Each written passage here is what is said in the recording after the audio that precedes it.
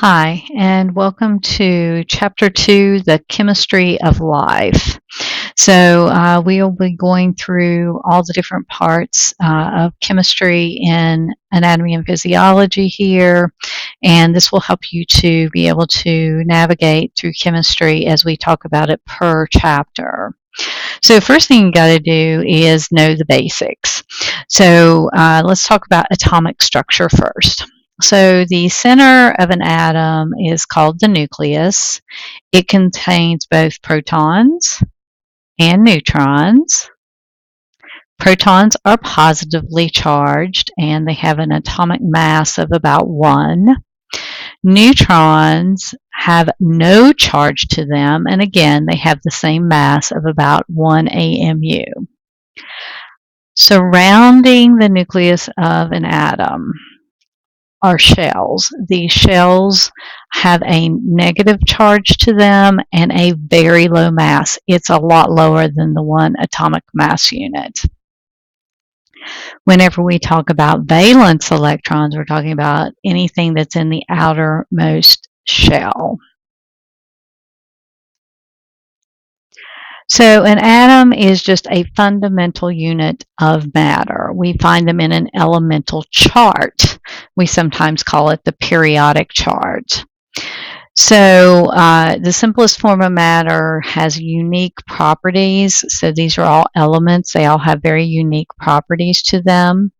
If you look at the atomic number, you're looking to see how many protons are in the nucleus of the atom.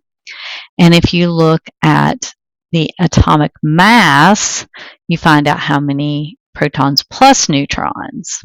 So if I wanted to find out how many neutrons I have in this particular atom, I would take a rounded number of 209. I would subtract the 83, and that would tell me how many neutrons I have in this particular atom. You'll also notice all the elements have a chemical symbol. So there are about 24 biological elements that are significant in the human body. So if you start here, about 98% of them are oxygen, carbon, hydrogen, nitrogen, calcium, and phosphorus. So you've got all these different ones. And then only 0.8% you have sulfur, potassium, sodium, chlorine, magnesium, and iron. And then trace elements, which is 0.7%, are the rest.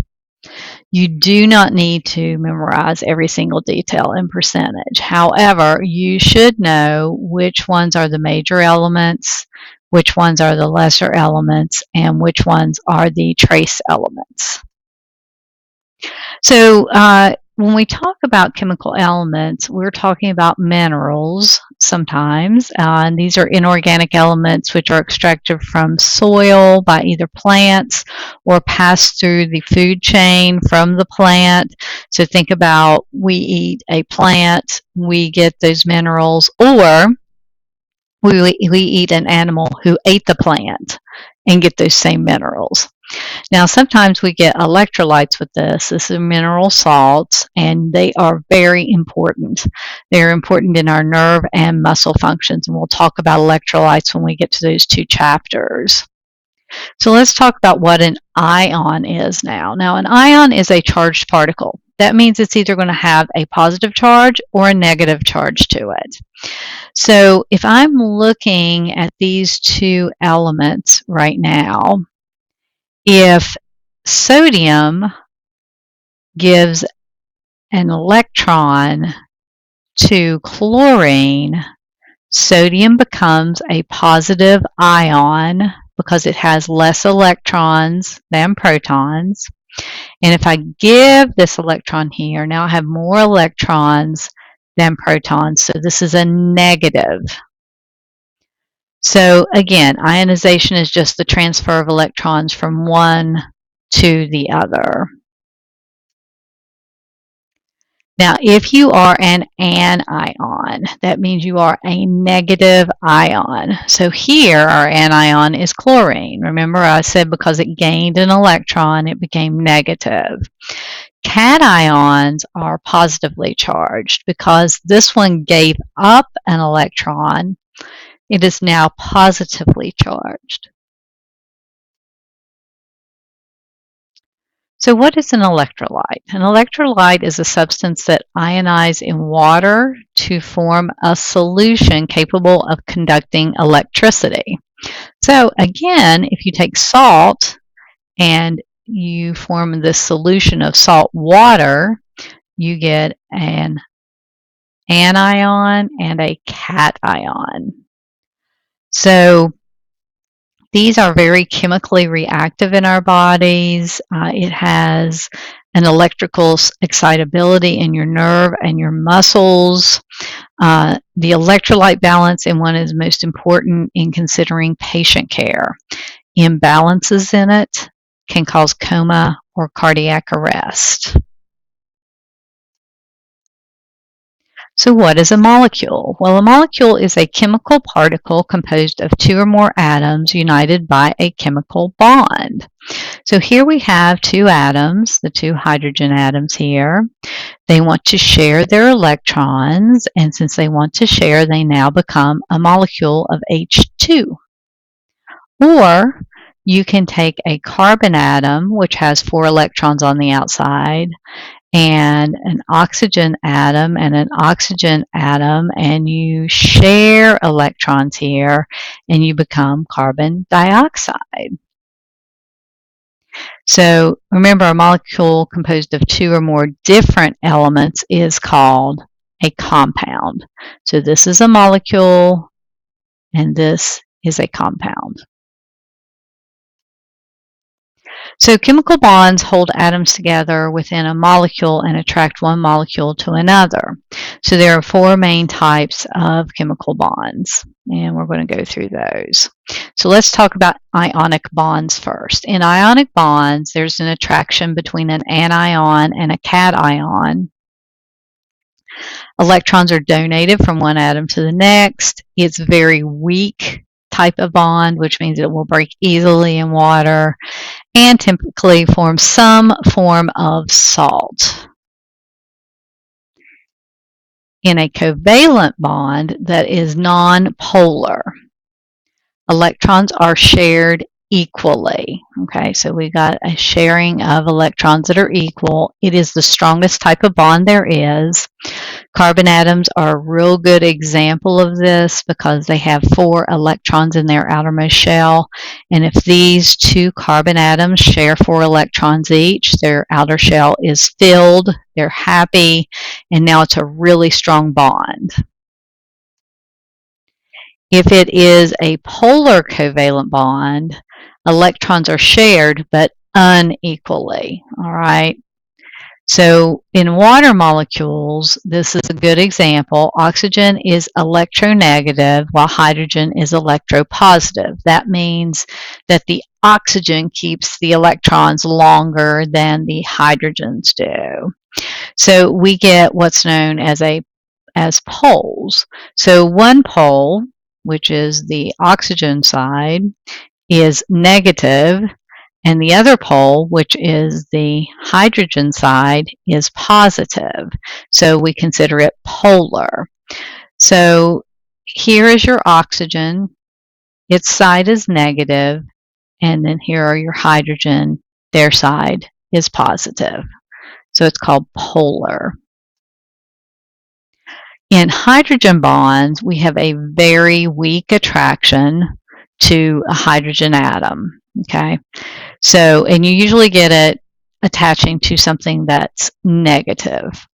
So water molecules are attracted to each other by hydrogen bonds. So each water molecule is attracted to the other one by the hydrogen bonds.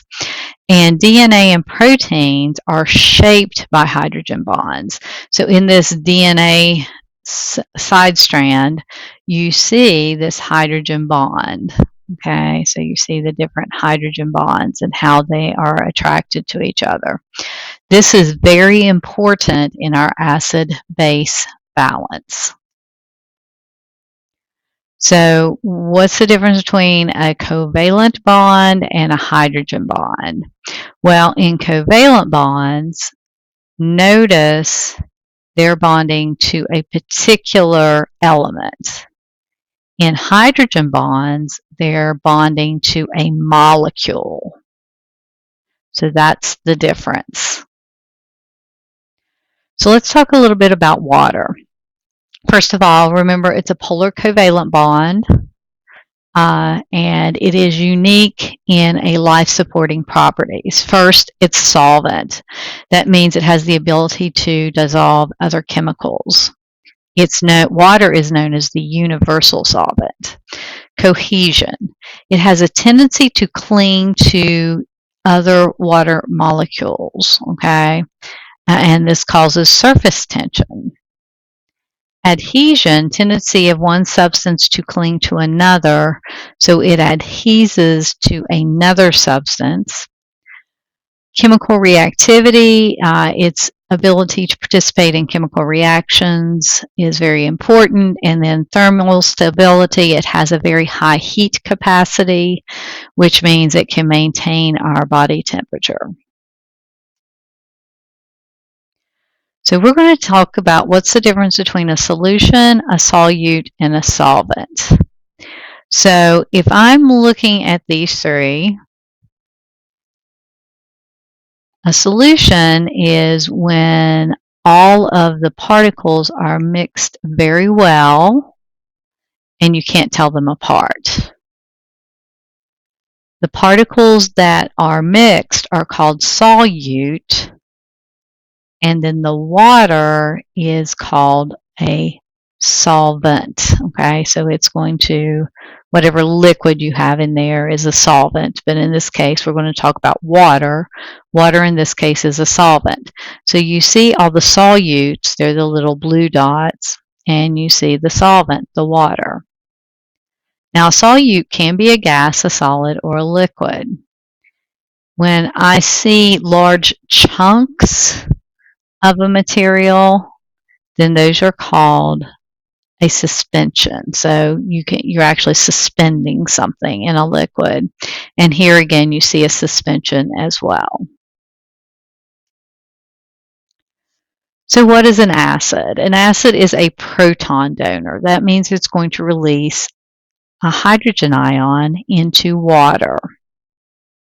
A base is a hydrogen acceptor. Many bases then release a hydroxide ion. So when we measure pH, what we're measuring is how much hydrogen ions are in a solution, okay, or in a concentration. Neutral is 7. Less than 7 is considered acidic. That means it's giving off a lot of hydrogen ions. Greater than 7, it's basic, so it's giving off more hydroxide ions. So again, your pH, you're just measuring your hydrogen content. So when we look at our pH in our body, okay, so we're looking at pH in our body. Here is 7. 7 is pure water. All right, so that's the closest, or that's the only thing that is a 7. But our blood is like a 7.2. So it's really close to a neutral. But start looking at foods we put in our bodies. Hydrochloric acid is already in our body, by the way, in our stomach. And so it shows you what the pH number for each of these are. And then look at your basics. What are some things you have in your home that might be basic? All right. Now, a buffer is a chemical solution that resists the change in pH. In other words, maintaining a normal pH of blood is crucial for our physiological function. So that's one of the things that we do. Now we're going to talk about energy and work. Our bodies have to have energy and they have to do a lot of work. So energy is the capacity to do work. All body functions are forms of work. If we talk about kinetic energy, we're talking about the energy of motion. So think about moving. Potential energy is our stored energy inside of us. Think about eating food and storing it as fat. So chemical energy is a potential energy held in molecular bonds. Electrical energy that we have in our homes every day can be potential or kinetic, but we also have electrical energy in our bodies. Think about your heart.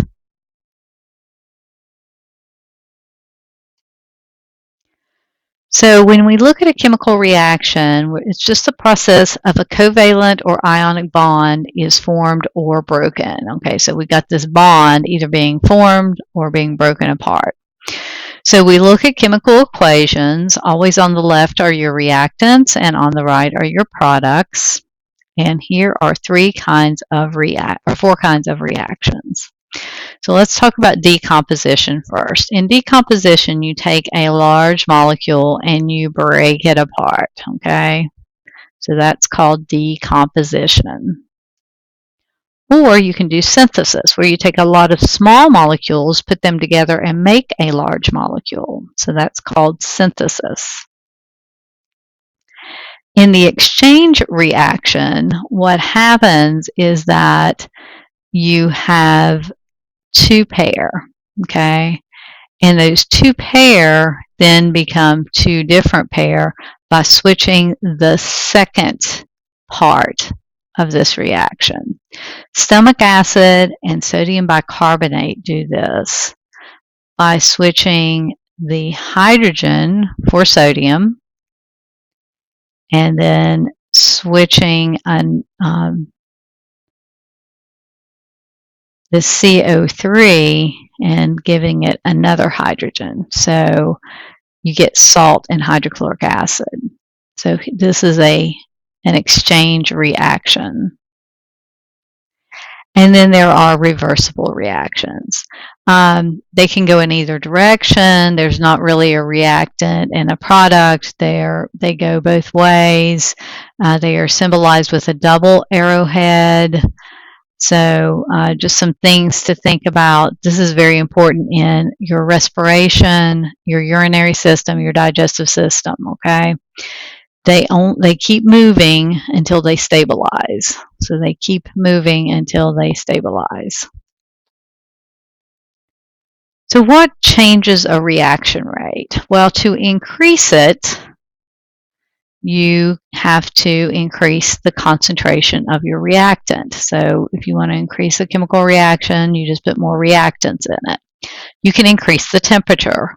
We know this if you ever put salt in water and you start boiling it, it gets dissolved very quickly. Whereas if you put it in cold water, the salt goes to the bottom of the cup. So enzymes are catalysts which speed up this reaction. So they're going to make everything go quicker. However, enzymes are not changed or used up. They just keep getting recycled. So what is metabolism? A metabolism is the totality of all chemical reactions in our body. So that's all it is. It's just our body doing all its chemical reactions. If somebody says they have a high metabolism, that means their metabolism rate is high. If they have a low metabolism, their metabolism rate is low.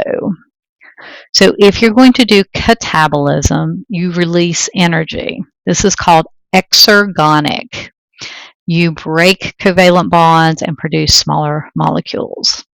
With anabolism, you're going to store energy. It's called endergonic. It requires energy to be pulled in, and it produces large molecules because you're taking smaller molecules, putting them together, and making large molecules. They are always linked. They're always linked. We are carbon-based life forms, okay? So whenever you talk about carbon, you're talking about organic chemistry. And you talk about these four macromolecules: carbohydrates, lipids, proteins, and nucleic acids. So carbon has 4 valence electrons and can form up to 4 stable bonds with other atoms. They bond readily to each other to form carbon backbones. These are usually long chains or branched molecules or rings. They do like to bond with hydrogen, oxygen, nitrogen, and sulfur. And they have a variety of functions. So these functional groups are just small clusters of atoms attached to the carbon backbone. They determine many of the properties of this organic molecule, such as amino acids, definitely are one of those, and phosphates. So again, carbon compounds and functional groups. So what's the difference between a monomer and a polymer? Well, macromolecules are very large organic molecules with high molecular weight. We just said proteins, lipids, nucleic acids, and carbohydrates are all macromolecules. They are polymers, which means they are just repetitive series of monomers, monomers being just one part of all of this. So whenever you talk about polymerization, you're talking about joining monomers to form polymers.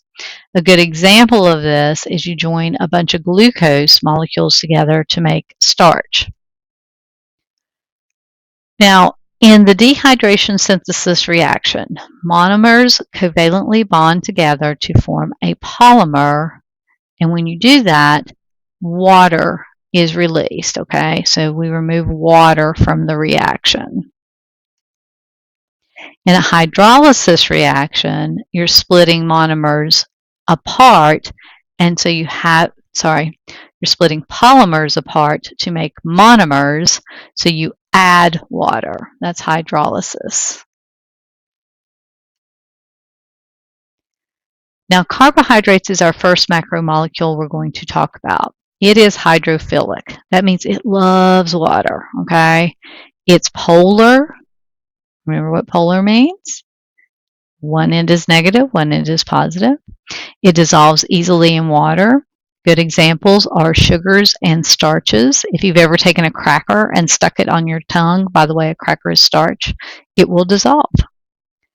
So the names of carbohydrates are often built from the root word saccharine and the suffix ose. Saccharine meaning sugar and ose meaning sweet. So there are three important monosaccharides: glucose, galactose, and fructose. The same chemical formula with different arrangements is what you use for this. They are produced by digestion of complex carbohydrates and cause glucose in our blood sugar. So again, guys, here's glucose, here's galactose, and here's fructose. Now, fructose looks very different because it just has a 5 side, right? When I'm looking at galactose and glucose, the difference is this side bonding, all right? Where hydrogen and oxygen's on top here, and on here it's at the bottom. So that's the difference. Now, a disaccharide has two monosaccharides together. So if you look at sucrose, which is table sugar, you have a glucose and a fructose added together. If we talk about lactose, which we find in milk, a lot of people are lactose intolerant, you get glucose and galactose being added together. And if you look at maltose, these are the ones found in your grain products like breads. You have two glucose molecules coming together. So again, a disaccharide. Now with polysaccharides, you get long chains of monosaccharides, and they have different functions for you. Like glycogen is energy storage in cells of the liver and the muscles. Starch is energy storage in plants and is digestible by humans. Cellulose is what makes the structure of plants, and it is a dietary fiber for us, but it is indigestible. So our next macromolecule is a lipid.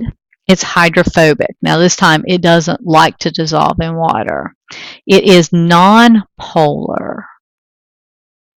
Have more calories per gram than carbohydrates. The three types are triglycerides, phospholipids, and steroids. Triglycerides, we talk about a lot in talking about the human body. You talk about somebody's triglyceride level. Remember that your dietary fat, and remember, has to be broken down by hydrolysis. It is an energy storage area.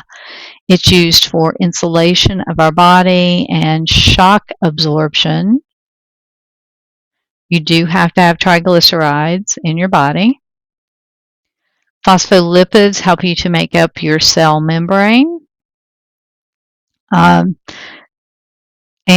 they have a tail that is hydrophobic, and they have a head which is hydrophilic. So this part of them loves water, this part does not.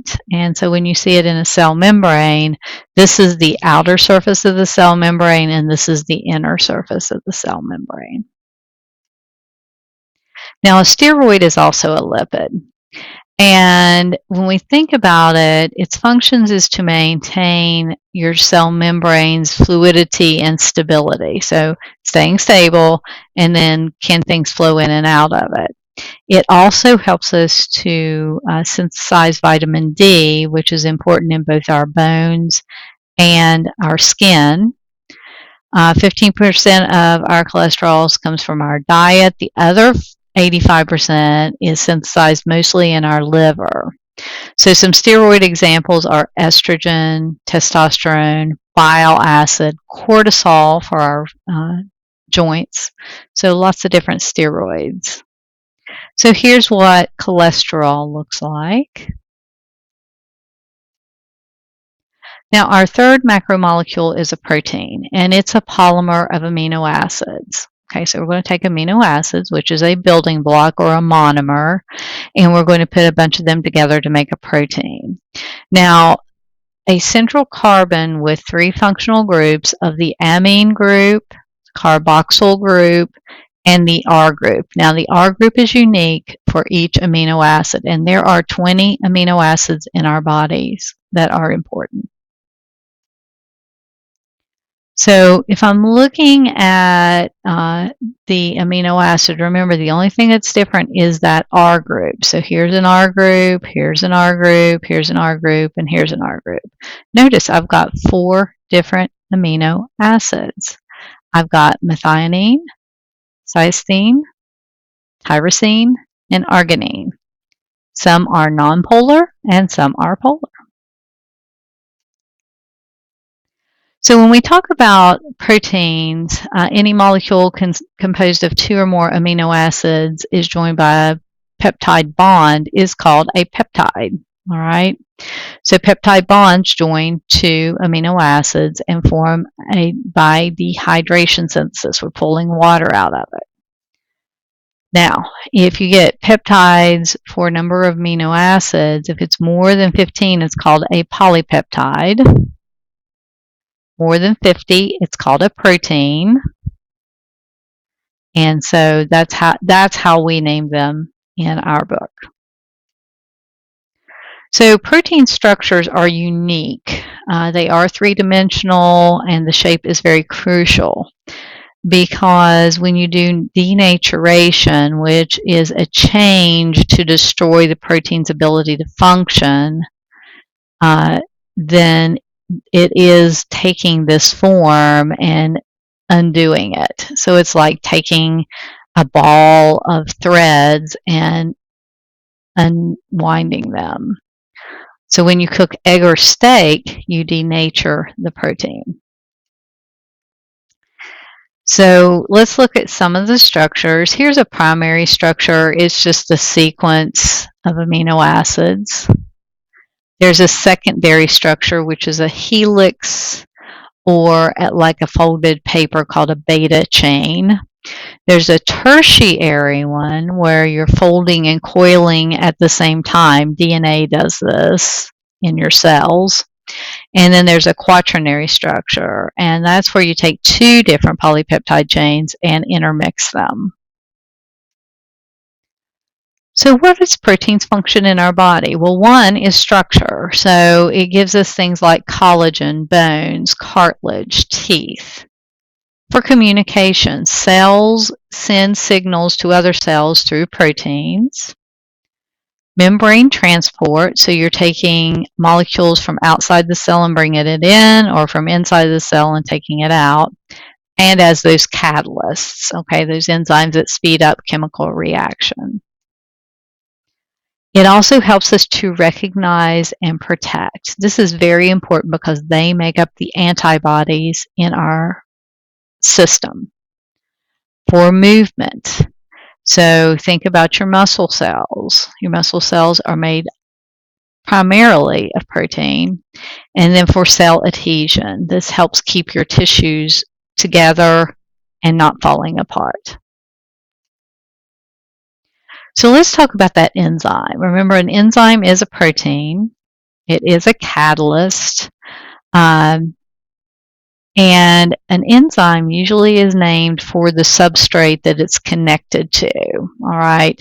Anytime you see the suffix ASE, you're looking at an enzyme. So enzymes can lower activation energy as well as speed it up.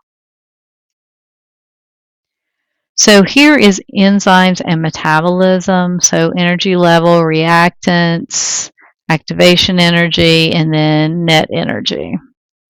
Same thing here. So this is without a catalyst, and this is with a catalyst. So enzyme action, substrates approach enzyme's active site, and the molecules bind together in what's known as an enzyme substrate complex. And then it has a very specific lock and key function. In other words, the enzyme has to lock into whatever the substrate is that we're trying to increase the chemical reaction. Remember, the enzyme is unchanged and can repeat the process many times. So hydrolysis is one of these examples of sucrose. Okay, hydrolysis of sucrose. The enzyme in the substrate. So here is the substrate, right? Here is the enzyme. The substrate comes in, sits on it, and then eventually, after all the chemical reaction, it is released. So the fourth macromolecule is nucleic acids. There are three components to it, and I want you to think about this all the time.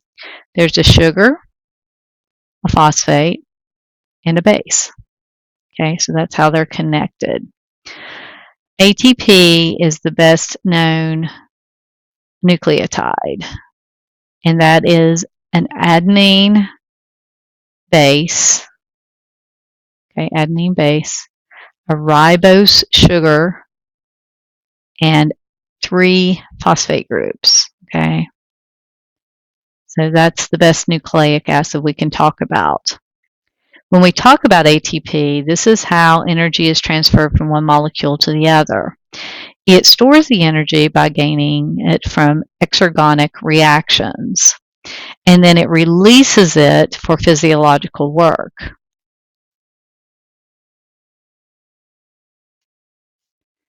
So nucleic acids, whenever we think of nucleic acids, we think of DNA and RNA. Both are polymers. They're both made of those nucleotides of a sugar, phosphate, and base. In DNA, you have these 4 nitrogenous bases, and genes are a specific sequence of DNA. It is double-stranded, and for both of your parents, it's only found in the nucleus. There is an mitochondrial DNA, but it's only from your mother. Then there's RNA, and you have 3 types. You have messenger, ribosomal, and transfer.